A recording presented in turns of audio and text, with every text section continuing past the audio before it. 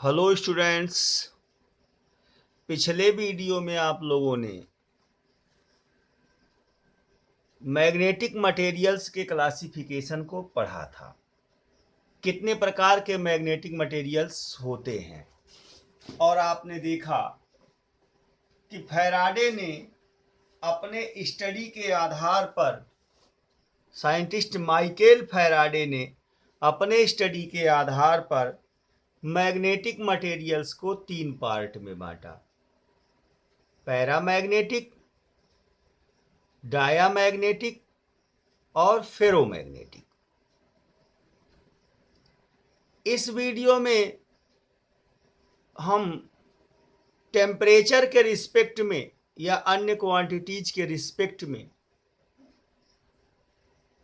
Magnetic substances के behaviour में कैसे परिवर्तन होता है उसके बारे में स्टडी करेंगे। क्यूरी का नियम पढ़ेंगे। तो सबसे पहले हम क्यूरी लॉ की बात करेंगे, लेकिन उसके पहले अगर कोई मैग्नेटिक मटेरियल है वह टेम्परेचर इंडिपेंडेंट होता है। The diamagnetic nature of materials is independent to temperature. The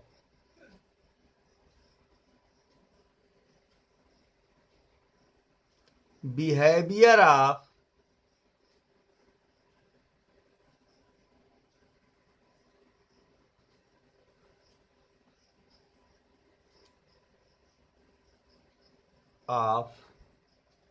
diamagnetic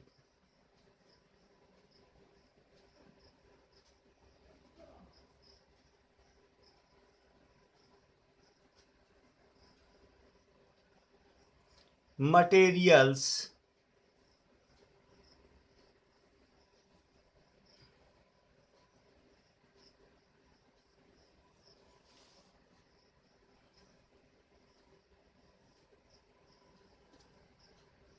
is independent to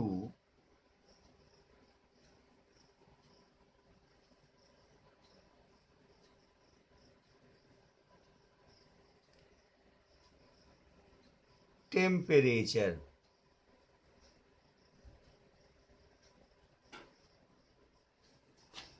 यानी अगर कोई डायामैग्नेटिक सैंपल है तो उसका जो बिहेवियर है वह टेम्परेचर के इंडिपेंडेंट होता है।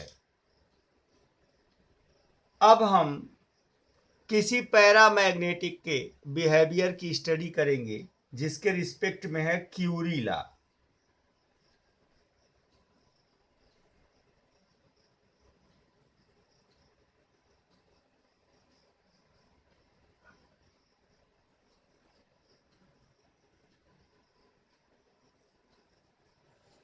ये लॉ क्या कहता है students?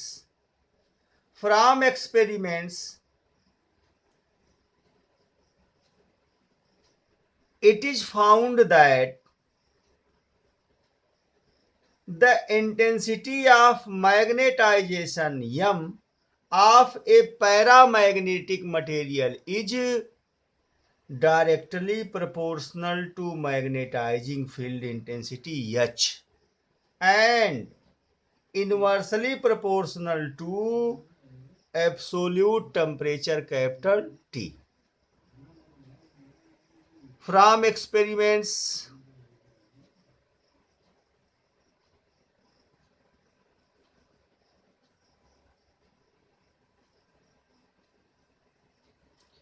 it is found that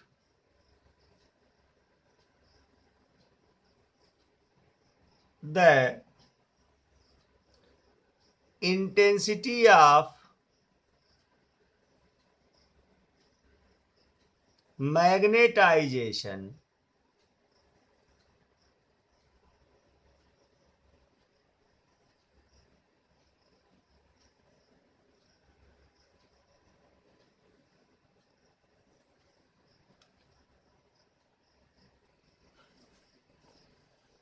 From experiments, it is found that the intensity of magnetization M of a paramagnetic material is, किस पे डिपेंड करता है किसी पैरामैग्नेटिक मटेरियल का intensity of magnetisation? Directly proportional to magnetising field intensity H and inversely proportional to the absolute temperature. इन दोनों relations को एक में मिलाने पर m is proportional to H upon T. Proportionality के साइन को रिमूव करने के लिए यहाँ एक कांस्टेंट लगाया गया C, जिसे क्यूरी कांस्टेंट कहते हैं। C is called Curie constant. अब H को इधर ट्रांसफर कर देंगे तो m upon H and the ratio m upon H आपने पिछले वीडियो में पढ़ा है, इज कॉल्ड मैग्नेटिक सस्पेबिलिटी, काई m। ये काई से डिनोट करते हैं।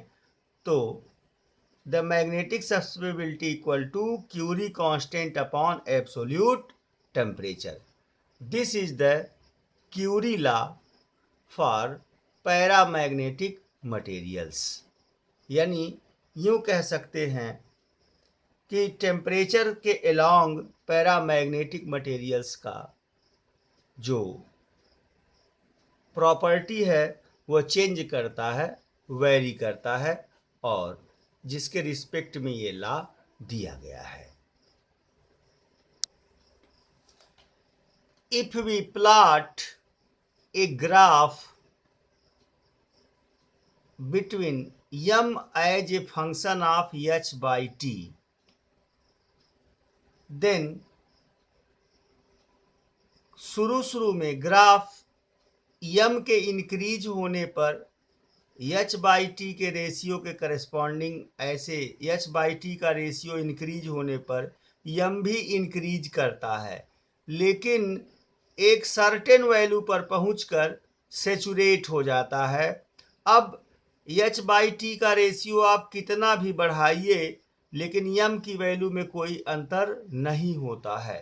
तो यहाँ से यहाँ तक के रीजन को क्यूरी लॉ रीजन कहते हैं।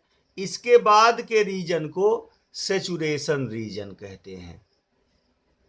Clear students? ये ग्राफ इस तरह से क्यूरी लॉ और उसका वेरिएशन सब कुछ confirm. Next, modified Curie law for ferromagnetic substances. According to this law, generally students, जब किसी फेरोमैग्नेटिक सैंपल को, फेरोमैग्नेटिक मटेरियल को हीट किया जाता है, गर्म किया जाता है, तो इसका मैग्नेटाइजेशन डिक्रीज होता है, कम होता है। रीजन उसका क्या है? जो उसके डोमेन्स होते हैं, फेरोमैग्नेटिक मटेरियल्स में मैंने बताया था डोमेन्स होते हैं जिनमें डाइपोल मूवमेंट ऑलरेडी बने होते हैं, वो रैंडमाइज होते हैं। जैसे जैसे टेम्परेचर बढ़ता है वो रैंडमाइज होते हैं, डोमेन्स की एरी या अरेंजमेंट बिगड़ने लगता है, जिसके नाते जो फेरोमैग्नेटिक सबस्टांस है हीट करने पर उसकी मैग्नेटिक प्रॉपर्टी क्या होती है? डिक्रीज करती है, घटती है बच्चों। और हाई टेम्परेचर पर एक फेरोमैग्नेटिक सबस्टांस वह पैरामैग्नेटिक सबस्टांस जैसा बिहेव करने लगता है। इस ऑब्जर्वेशन के आधार पर मॉडिफाइड क्यूरी लॉ दिया गया फेरोमैग्नेटिक सबस्टांसेस के लिए। According to this law, the temperature at which ferromagnetic substance becomes a paramagnetic is called Curie temperature or Curie point, denoted by Tc. Above the Curie point in the paramagnetic phase, the susceptibility varies with temperature as chi m equal to C upon T minus Tc, where T is greater than Tc, where C dash is a constant, where C dash is constant.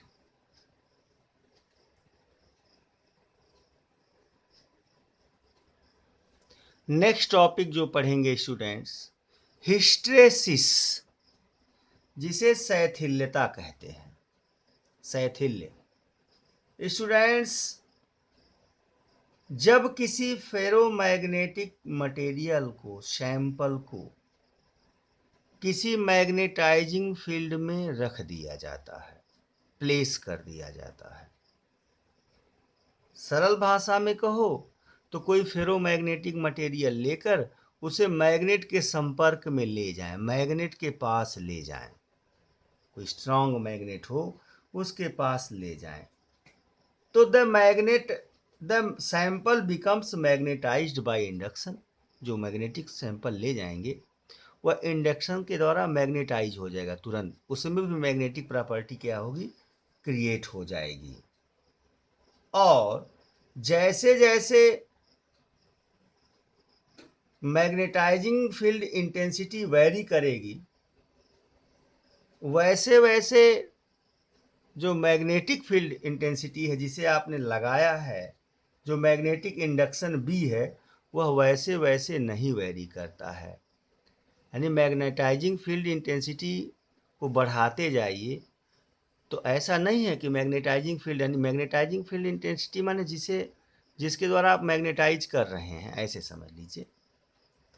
तो magnetic induction उस प्रकार से नहीं बढ़ेगा।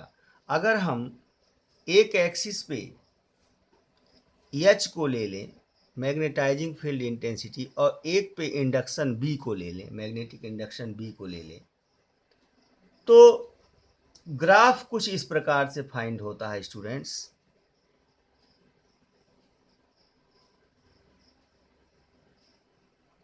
इस प्रकार से, यानी इसके बाद आप H की वैल्यू चाहे जो बढ़ाते जाइए, लेकिन B के वैल्यू में कोई वेरिएशन नहीं होता है। यानी इस A पॉइंट पर पहुंचकर, यहाँ अगर ग्राफ का यह पॉइंट O है और यह A है, तो कर्व सेचुरेट हो जा रहा है, अर्थात आप H की वैल्यू बढ़ाते जाइए लगातार, लेकिन B की वैल्यू सेम बनी रहेगी। तो इस पॉइंट को, A पॉइंट को क्या कहेंगे स्टूडेंट्स, सेचुरेशन पॉइंट।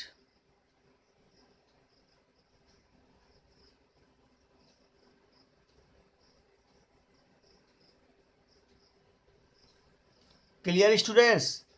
आपने A से B, ये देखिए इस प्रकार से, और अगर हम यहाँ पे एक परपेंडिकुलर ड्रॉ करें,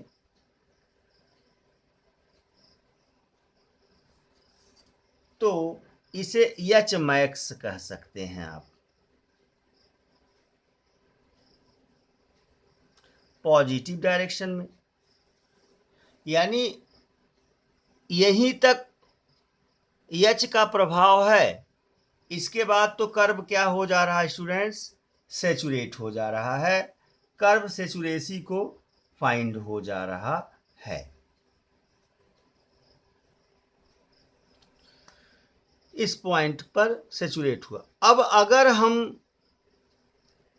H की वैल्यू को, जो मैग्नेटाइजिंग फील्ड है, जिस मैग्नेट का यूज करके आप उस फेरोमैग्नेटिक सबस्टांस में मैग्नेटिक इंडक्शन क्रिएट कर रहे हैं, उसकी वैल्यू को कम करें, डिक्रीज करें, घटाएं।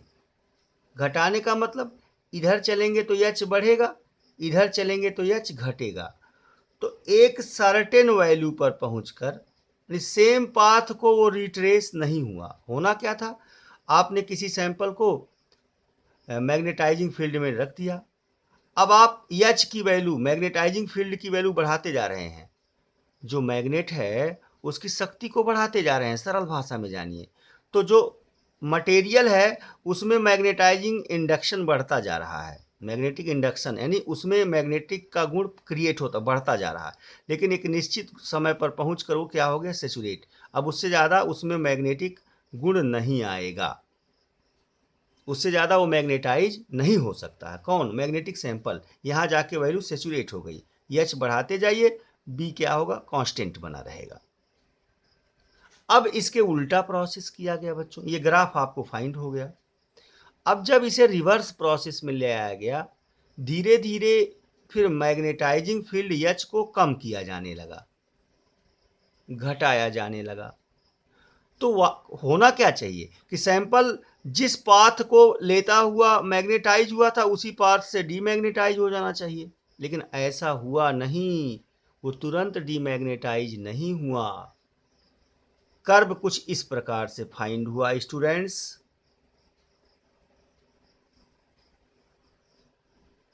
इस प्रकार से, यानी जो रिट्रेसिंग कर्व था वो इस प्रकार का आया।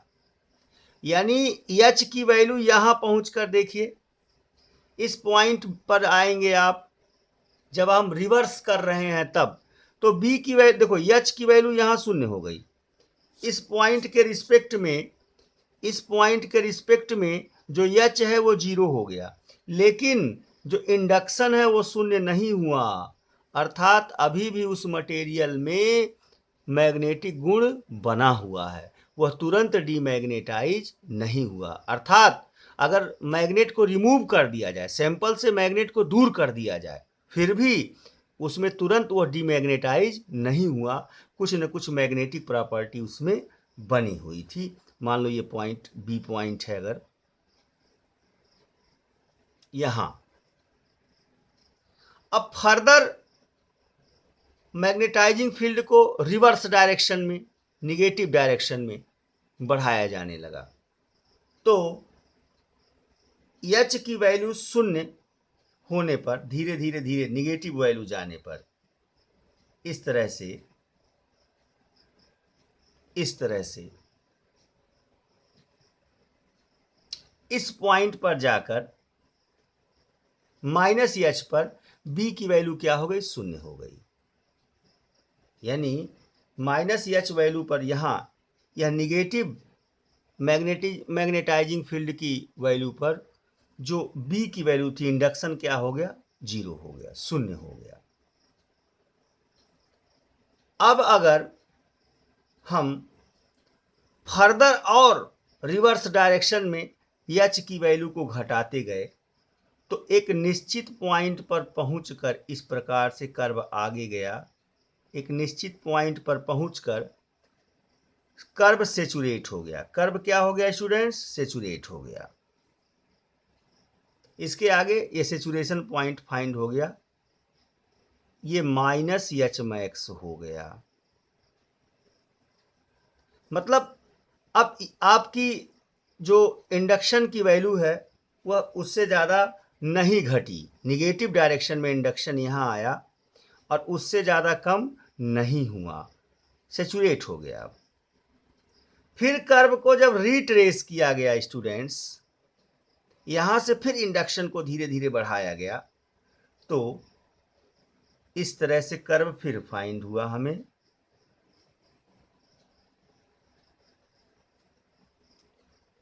फिर उसी वैल्यू पे जाके रिट्रेस हो गया।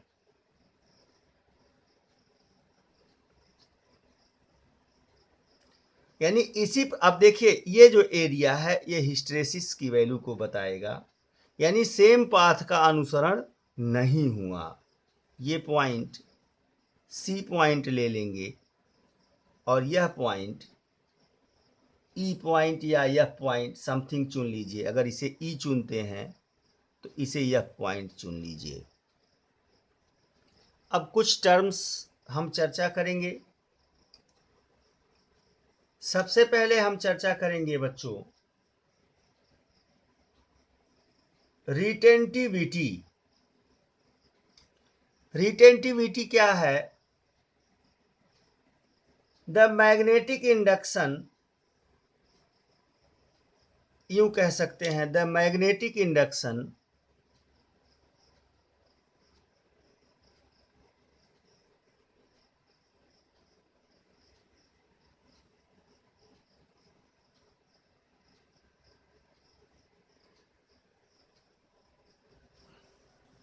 अब हिस्टेरेसिस कर्व से संबंधित दो टर्म्स हम और पढ़ेंगे स्टूडेंट्स। पहला रिटेंटिविटी और दूसरा कोरेसिविटी। रिटेंटिविटी क्या होगा? द मैग्नेटिक इंडक्शन, यहां देखिए ओबी, ये पार्ट, ये OB left behind after magnetising field has been removed is called residual magnetism और रिटेंटिविटी और रिमोनेंस। जब हम मैग्नेटिक फील्ड को रिप्लेस कर दिए, एच की वैल्यू को कहाँ आके जीरो हुई हुआ? इस पॉइंट पे आके, यानी अभी इतना ओ से बी तक का जो पार्ट है, इसका मतलब इतना मैग्नेटिक इंडक्शन उसमें बचा हुआ है सैंपल में। इसी पार्ट को क्या कहेंगे? पार्ट ओ बी को क्या कहेंगे? रिटेंटिविटी कहते हैं। और कोरोसिविटी क्या है? The value of reverse magnetising field intensity H required for residual magnetism of sample become zero. मतलब अब यहां से अभी बी जीरो नहीं हुआ है, तो रिवर्स मैग्नेटिक फील्ड लगाते गए रिवर्स इस पॉइंट पे आके बी की वैल्यू क्या हो गई? शून्य हो गई। तो ओ से सी तक का जो रीजन है, ये लेंथ, ये दिस इज कॉल्ड कोरोसिविटी। तो students, what is hysteresis and what is retentivity, what is coercivity? Confirm students? Clear students? अब इस आधार पर, हिस्टेरेसिस के आधार पर, फेरोमैग्नेटिक सबस्टांसेस को फर्दर दो पार्ट में बांटा गया, सॉफ्ट फेरोमैग्नेटिक और हार्ड फेरोमैग्नेटिक। अगर हम हिस्टेरेसिस कर्व ड्रॉ करते हैं, अगर सैंपल सॉफ्ट फेरोमैग्नेटिक होगा, जैसे हमने एक ग्राफ प्लॉट कर दिया, सेम ग्राफ, इस पे एच ले लिया और इस पे बी ले लिया, तो हमें एक हिस्टेरेसिस कर्व फाइंड हुआ स्टूडेंट्स।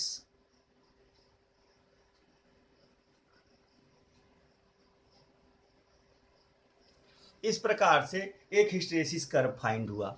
और फिर दूसरे मटेरियल के लिए, दूसरे सैंपल के लिए भी हमने एक ग्राफ प्लॉट कर दिया स्टूडेंट्स। यहाँ एच ले लिया और यहाँ बी ले लिया,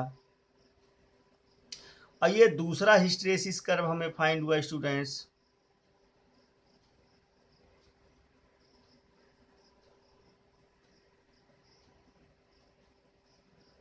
अगर रीजन की बात देखें तो इसके अंदर जो एरिया इनक्लोज हो रही है, इस केस में ज़्यादा एरिया है, इस कर्व और इस कर्व के बीच जो एरिया इनक्लोज्ड है वो ज़्यादा है, और इस कर्व और इस कर्व के बीच एरिया इनक्लोज्ड कम है, अर्थात यह जल्दी डीमैग्नेटाइज हो जाएगा, और यह जल्दी डीमैग्नेटाइज नहीं हो रहा है। तो ये सॉफ्ट फेरोमैग्नेटिक है, सॉफ्ट फेरोमैग्नेटिक।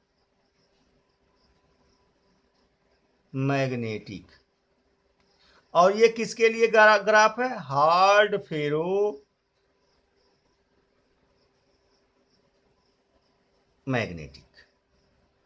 यानी अगर परमानेंट मैग्नेट बनाना है तो नियरली हार्ड फेरोमैग्नेटिक सबस्टांसेस का यूज करते हैं, और जनरल मैग्नेट बनाना है जिसका मैग्नेटिज्म जल्दी से रिमूव हो जाए, तो किसका यूज करते हैं स्टूडेंट्स?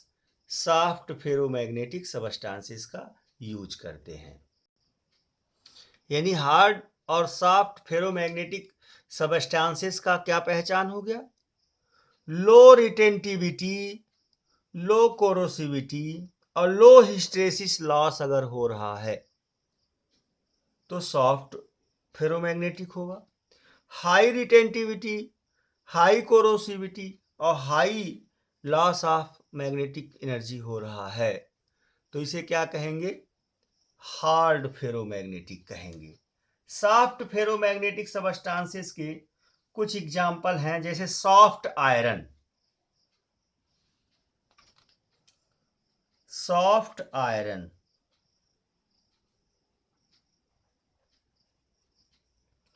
सॉफ्ट आयरन के अलावा म्यू मेटल, म्यू मेटल, इसके अलावा स्टेलॉय,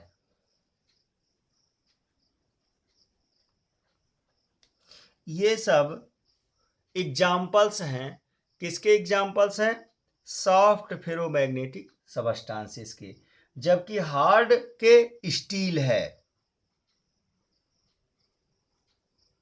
इसके अलावा एल निको है।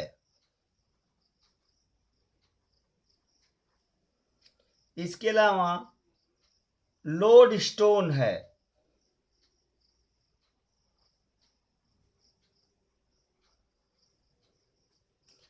और टिकोनॉल है।